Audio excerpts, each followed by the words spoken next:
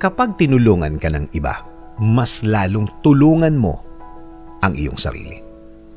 Kapag tinulungan ka ng isang tao, hindi ibig sabihin na ang bagay na itinulong niya sa iyo ay hindi niya kailangan. Pinagtrabahuhan niya yan. Binigyan niya ng oras at pawis at talino para makuha niya yan. Mahalaga yan sa kanya.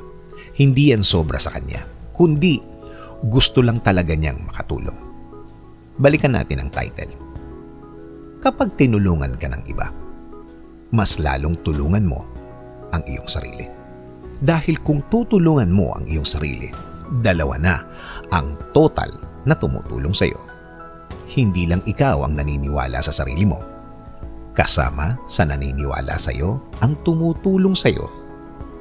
Dalawa na. Sa totoo lang, kung minsan ang mga taong tumutulong ay hindi na nag-e-expect ng kabayaran yan, ang tanging magagawa mo lang para makaganti ka sa kagandahang gawa niya ay pagbutihin mo ang buhay mo at makita niya na may pinuntahan ang itinulong niya sa iyo.